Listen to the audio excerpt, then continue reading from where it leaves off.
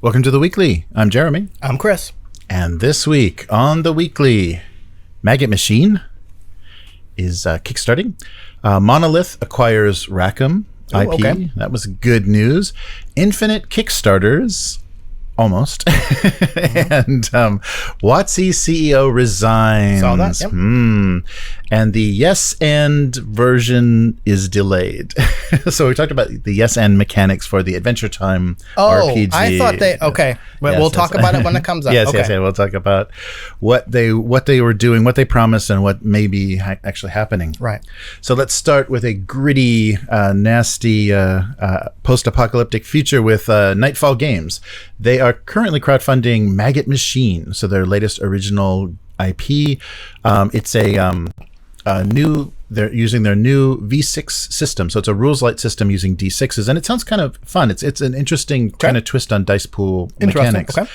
So these are, of course, Nightfall's the publishers of Slay Industries, and the creator of Slay Industries designed this game. So Dave Allsop, and there's also additional writing by Jared Earl and Ben Graybeaton. And you were looking at a weird and wonderful world of lost technology and found monsters. Okay. So they're producing a hardback A5, 128-page full-color book with art backgrounds, monsters, missions, and rules. Before we go any further, that is what personal preference, that is what I want to hear in a book, right? A5, 128 pages. When someone goes, it's a hardback, 8.5 by 11, 400 pages, I'm like, right, yes. What is in that book?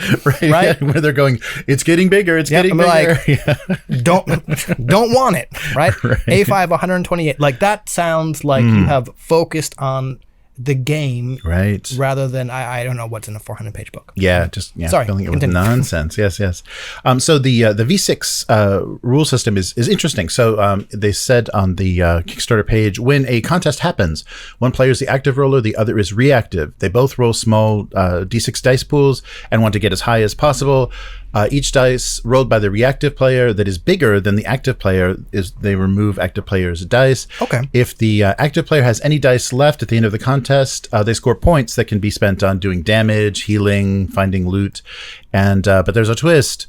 If you roll sixes or ones, you enter a reroll phase where another die for every 6 you roll is rolled, and any ones get rerolled. So it's possible that doesn't happen, but it can happen for both sides. So yeah, kind of like exploding sixes almost. So exploding sixes add an extra die that you roll. Yes, and re-rolls of ones.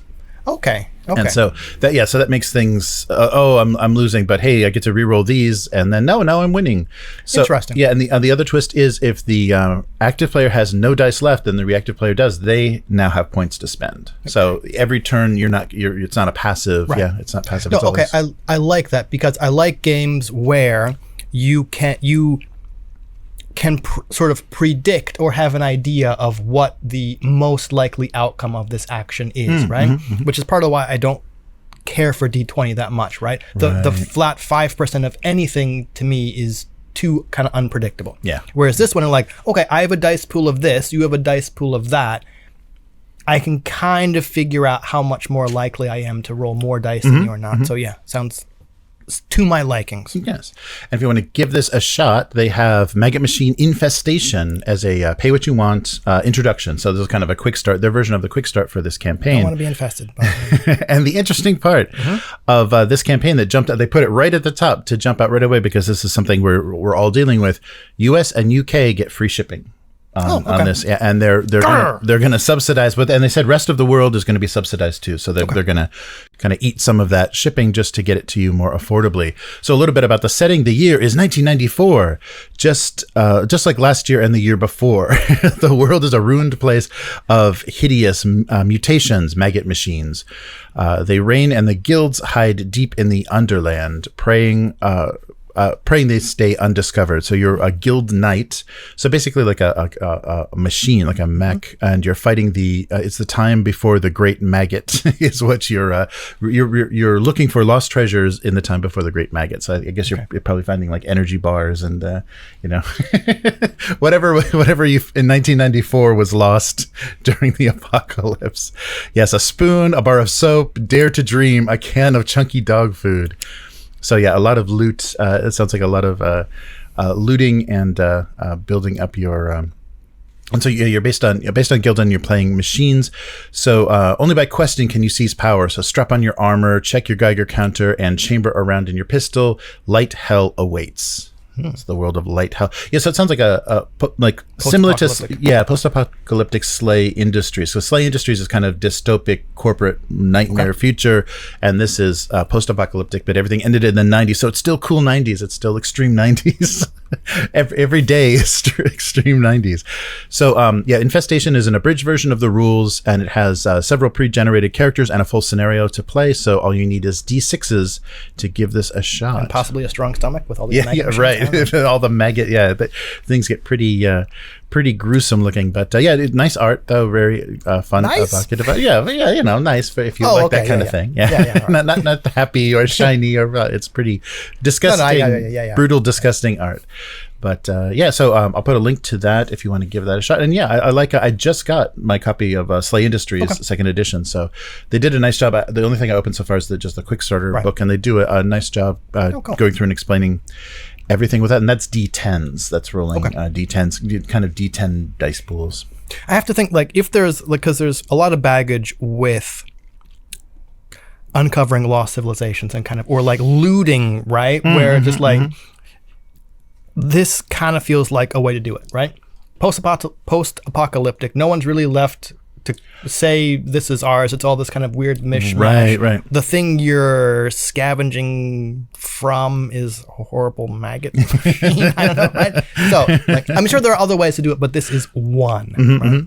Yeah, and I like that they know that they're playing to their strengths. They know what they like, and so 90s kind of grim, dark machine post-apocalypse. So sounds good. So this is the best news that I have heard in a long time. Okay. So Monolith was officially awarded by the Paris Commercial Court just recently the total IP for Rackham, the company of Rackham as they existed, whatever their last manifestation was, which I guess was 2010. Wow. So there have been several attempts to resurrect, and people claiming they have the rights to Confrontation and various Rackham properties, and I think they've all been just scoundrels. Right. And the most recent, which was probably the most entertaining Kickstarter ever, I pledged €1 just to watch the shit show. Okay. This is worth €1. Okay. This is the company that claimed that they had all the originals for all the wax originals for the Rackham minis for Confrontation. They're going to recast those, and if you pledged high enough, if you pledged $500, they would send you a random one of those originals. And there was all kinds of shenanigans going on, and that finally, I checked those last year, that was all litigated, and that it was a bankruptcy, and they kind of took everything from that company, but no anybody involved in the crowdfunding, I don't think, is getting any sort of reward. There were no bones to pick. Right. Do you actually think they had the wax originals? They did have photos of them. Yeah. So they probably found them in a warehouse or whatever. Right. It was, and that was probably just having those is why they claimed they had the IP. So sure. So that was really shitty. So Sans Detour was picked apart, and it was interesting because they had to spell out in court where all the money went from the Kickstarter, and it just went to vacations and mysterious stuff. Yeah, it was just all random. Wow. Okay. They didn't even note to self: run fraudulent Kickstarter. All right. I want a vacation too. So they didn't even pretend. But this is going to give the all of the IP property rights to Monolith, who already they now have from Modiphius, they have the Conan RPG. So they got a lot of good stuff coming up, potentially. So old games and miniature ranges may be back. Yes, so the last time Rackham was a thing was 2008, Rackham Entertainment. And I think that's when they produced the pre-painted miniatures for both AT-43 and Confrontation. Why did I not realize that AT-43 was Rackham? Yeah, I forget who sold those. But I think that was maybe Fantasy Flight or somebody. But too expensive. They went way too expensive. Right. They were very nice pre-painted miniatures for pre-painted compared to WizKids and stuff. But they was, I think, way too expensive. And a lot of people that like the IP and like their original miniatures wanted to paint them. So getting the kind of bendy pre-painted miniatures was a little disappointing because there was nothing on a sprue. So they were dissolved and liquidated in 2010. And they haven't found a home since then, but there've been plenty of scoundrels trying to claim that they have, they have the ability to publish stuff. So that might mean we're going to see the rebirth of Confrontation and their board game hybrid that a lot of people were saying good things about. And then, of course, the sci-fi setting AT-43. And they may even get around to Cadwallon, the City of Thieves. I think we have that game up there. And so they did an RPG setting for that and a board game. And so we'll see. The interesting thing, though, is I think there's a Russian company that has been recasting Confrontation minis for a while. And they did their own setting that is basically just knocking off Confrontation. They've crowdfunded that. So it'll be interesting to see if they can get them to stop doing that or not, because that's been the only source of those miniatures, except for the old blisters floating around. So the one thing that Monolith really needs to do, and I don't think this is going to be a problem, because from their rule books and things, I haven't noticed this being a particular weakness of theirs. Everything notoriously from Rackham was badly translated from French to English. Right. And so making some of the rulebooks a little unusable. The RPG is notoriously hard to even deal with, because of how badly they translated some of the terms. So we'll see if they kind of overcome that, and I think they will. It sounds like they do a nice job. The only thing that's frustrating about Monolith, especially with board games, is you get everything. I guess this is the Canadian plate as well. You get everything in French and English, so the board games are twice as heavy as they need to be, because they were twice as much stuff. Yeah, right. It's double the cards, because you have all the dashboards and cards and everything in both English and French.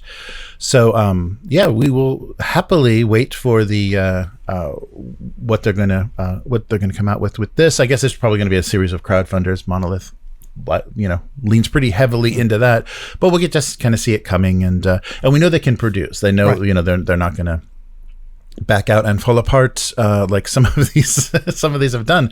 So this was just a little graphic that they announced on social media. I think they posted it on X, and it was just like, hey, boom, hey, good news, we got it. And so good to see. Underselling it, so that would no one really. Yeah, right. Yeah, so they temper your expectations. We don't know how well this is. Temper your expectations. Yeah.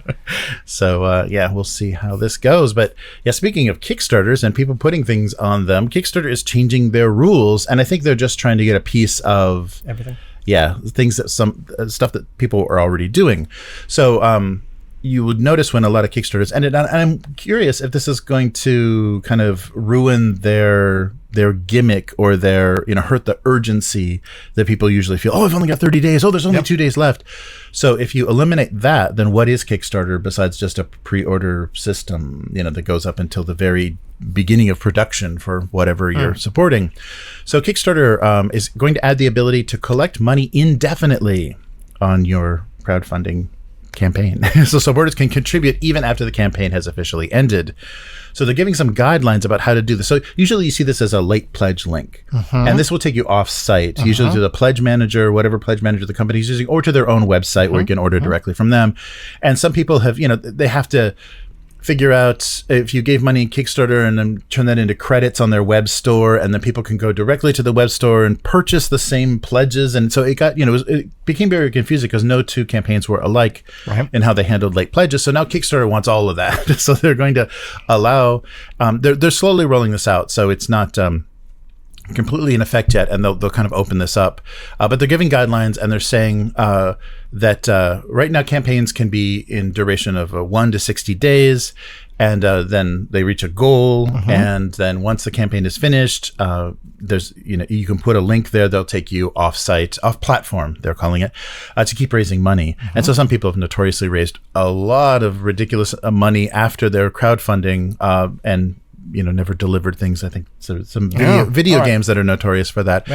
So this new late pledge feature will let people keep a campaign open as long as they want, as long as they get down to the very last numbers of what they need to produce to fulfill to everybody. So they'll keep things open and that will keep money coming in. And hopefully if there's a spike in interest, or maybe during the campaign it didn't reach certain parts of the internet that would be supporting it. But Kickstarter is saying that they advise you to if you haven't gotten a late pledge, if it's 30 days and there's no one that's used this late pledge, that it's probably appropriate to shut it down. So this is imitating the what already exists with a platform like Indiegogo. So Indiegogo has that forever funding where we've got this campaign going and we raise a certain amount of money and we'll do this, and now it's still available. So it's kind of like a store, like a late pledge store that just stays open forever. But you can always, if you hit on social media or something gets out there, somebody with some following talks about something, and then all of a sudden you can you can get orders again. Call me pessimistic. Yes, like you said, I kind of see this as Kickstarter going, let's find a way to collect money from these people forever. Yes, right. Yeah, right. So it's not any kind of whatever it is. It's not some kind of altruistic thing like, oh yeah, if you missed it, you can still kind of keep a game. It's like, no, right. Instead of having people go off-site, we want a piece of that. So keep your things open forever. So we continue to make, And this also encourages the shady kind of failed Kickstarters that just kind of, promise, they reach a goal, they set a really low goal, they reach it and they say, oh yeah, and this is coming and this is coming. You just wait a couple of years and you keep stringing people along. Yeah. And you can... Kickstarter don't care as long as they continue to make bank on whatever promises people are making. Yeah. So I think this is going to be a new thing that people have to consider in their business model. They don't have to set up that mechanism themselves, although I think BackerKit and those sites make that very easy to do anyhow, keeping late pledge, like a late pledge store, open very easily. So we'll see. They're just, I think they're trying to take a piece of business away from the pledge manager companies that are now their competition directly. So they're testing this late pledge option, and once creators turn off late pledges, though, there's no turning it back on. So if you're like, okay, I think we've got everything we need to start producing, turn it off. Oh, wait a minute, there's been a delay. Let's try to turn it. Oh, you can't. Yeah. So no turning it back on. Sure. But I don't know. I don't know if this is, it's obviously just a business move by Kickstarter. And I wonder if this is going to just mean more shenanigans or more harder to assess if this is actually a situation, a project you can trust. But we will see. So a quick update, a Brinkwatch 2024. What are we up to? We are up to day 447. Wow. But maybe Kyle has been playing the long game. Maybe he has been biding his time. This is a Game of Thrones kind of scenario, where his little birds have been, spreading, doing their work and spreading all of the slander against the current CEO that they need to. But so Vecna has returned, and coincidentally, Cynthia Williams is leaving. Okay. So I don't know if the two are related, but. So Wizards of the Coast president and CEO Cynthia Williams resigns. According to a SEC filing on April 15th, the president has given her notice. So Williams has only had the position for 2 years, and was her predecessor, of course, was Chris Cox, who is now CEO of the Hasbro universe. So there's no successor, although Kyle is probably in the wings. He's got a dark cloak on and is lingering in a corner waiting for the vote to begin. But there's no successor. But they did announce that they are looking both internally, Kyle, or externally for her replacement. So as we all know, the same with Chris Cox. She's a former Microsoft. She was a general manager, vice president of gaming ecosystem on the gaming ecosystem commercial team for the Xbox division at Microsoft. Wish I could just make up shit like that and be president of it and get paid a decent salary. Right.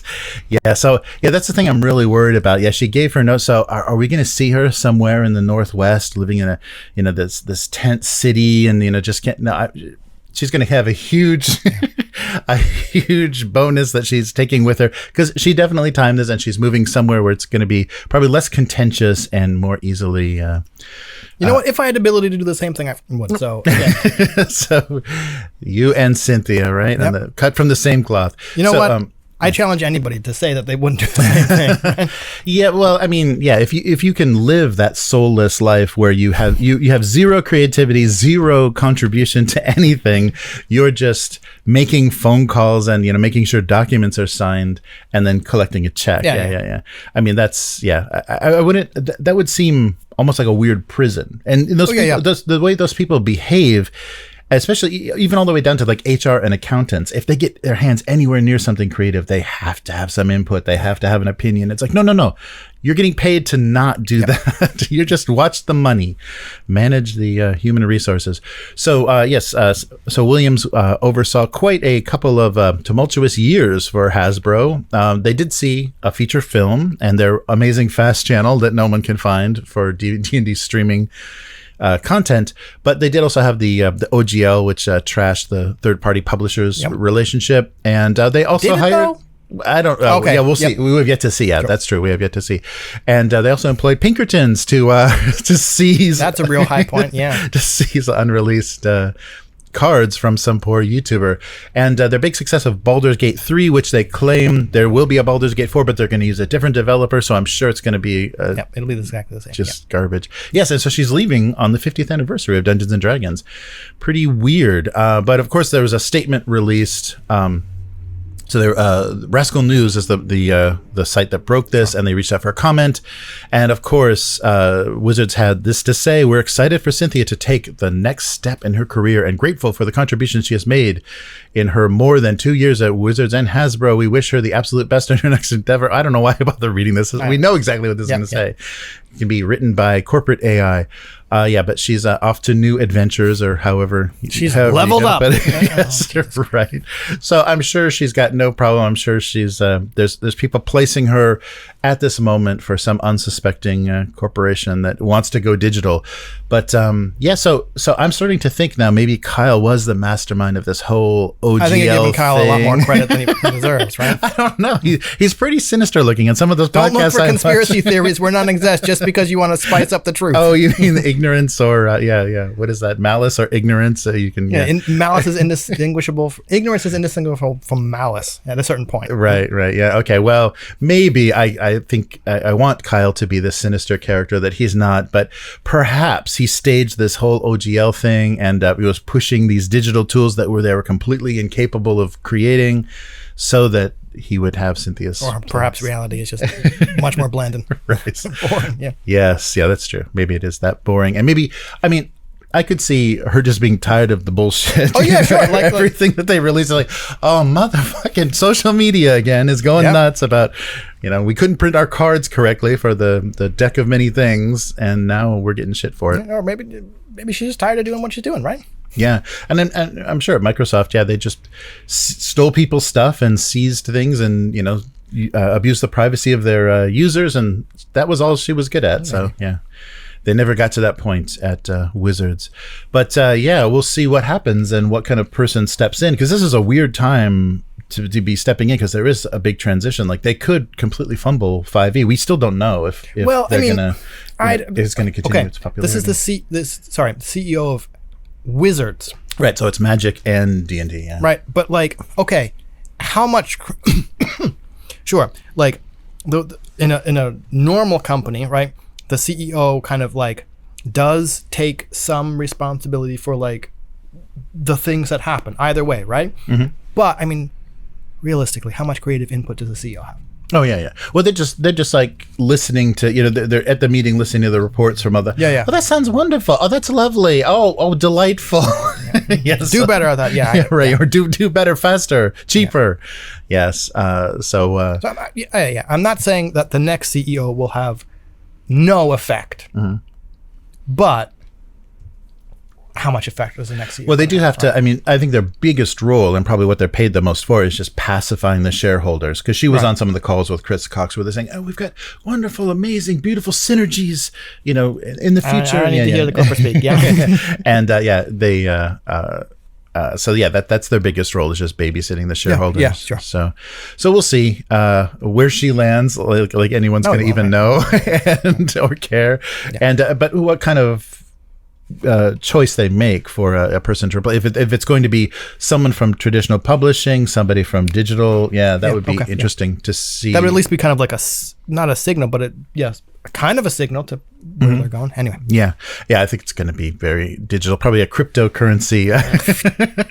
NFTs, anyone? No. So we'll see.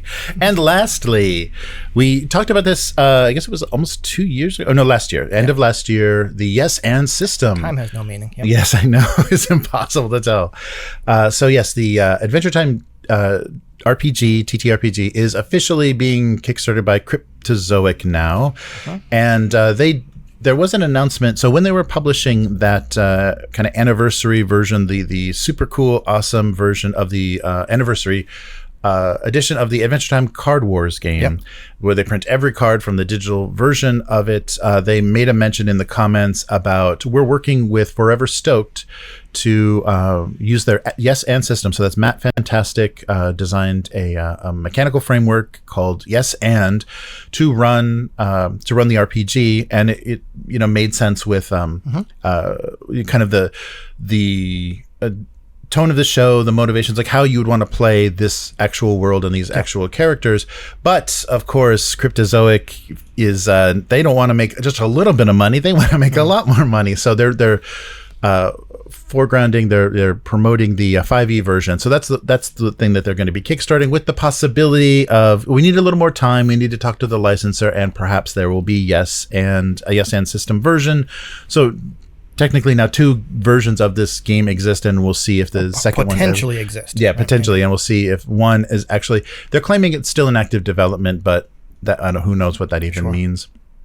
So yeah, they are prioritizing 5e, and that update said that they may be shelving the Yes and, but due to player feedback, they're going to maybe finish both. Player feedback, my ass. Yeah, right. I can now read the chat up on the big screen. screen. Oh, cool. There you go. I love that. What time is it? It's 5e time. Boo. Yeah, right. Indeed. Yes. Right? Yeah. So that's and the article even made an interesting comment that so conflict is resolved in the cartoon, in the animation, through heart-to-heart talks with best buds, and not like rolling combat and rolling initiative and swords. Like, I'm very disappointed that Japanese Netflix only has like seasons 1 through 4 of Adventure Time, because for a while my kid and I were watching it, even though I think it's a little bit above her age level. She very much likes the like wacky slapstick stuff, and like the, as a 7-year-old, right, like the underlying stuff kind of just goes over. But like, combat does happen, there are fights, right? But yeah, it's not the only or even the most common way to resolve conflicts in Adventure Time. And like you said, sometimes you're like Jake's playing his viola, or you talk it out with people, and 5e is the fucking worst possible system for that kind of thing, right? Yeah. Why? That's true. Yeah. So Cryptozoic, I think their excuse was, of course, there's a quote. The 5e game has been planned from the start because it goes back to the very roots of Adventure Time itself. What?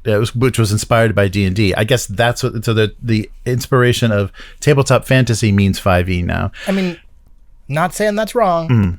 It's totally possible. Sure, like maybe that's what it inspired by.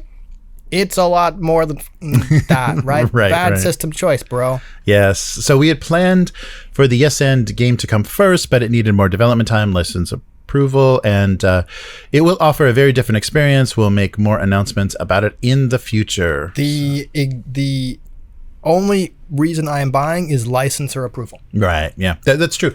Especially, so probably the licensor, whatever, Viacom or whatever, Nightmare is who owns Adventure Time, and then Cryptozoic are probably looking at the numbers like, this is a much bigger audience. Let's sell it. That's the thing I would buy, right? Like, why are you leaving this money on the table? Right.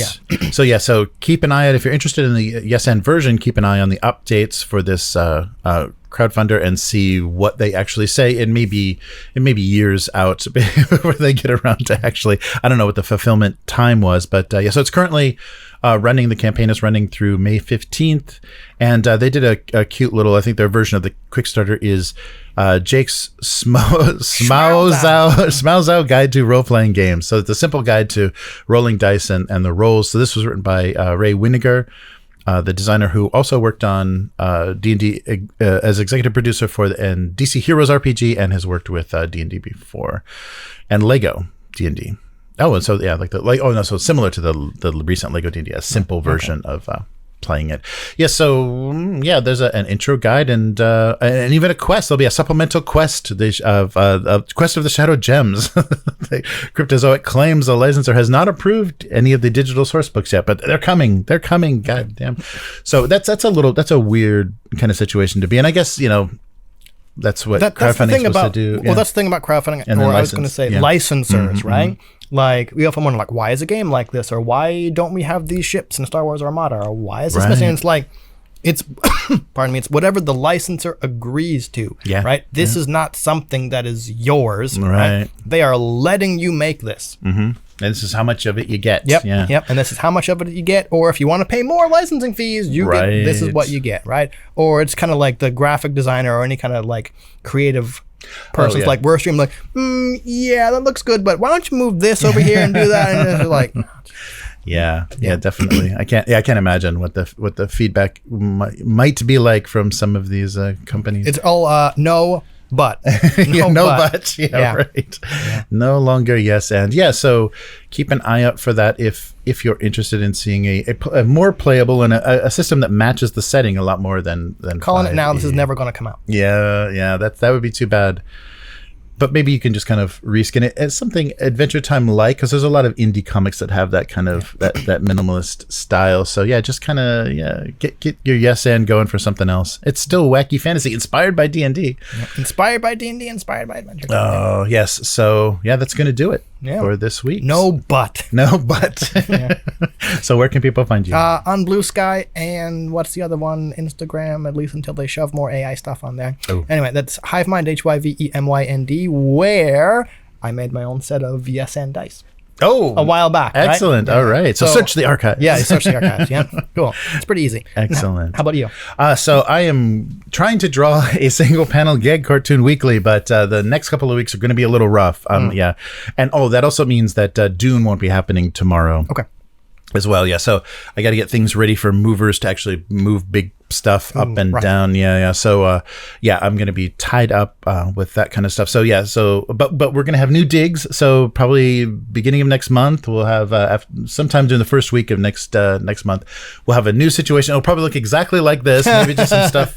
I think this will stay the background, but we'll be able to do green screens and better lighting and stuff. And hopefully the sound will be better. We'll be further away from the road. We'll be higher up in the building, so farther away from the road over there. So the street noise may be reduced, and it'll just be easier to get up and walk around.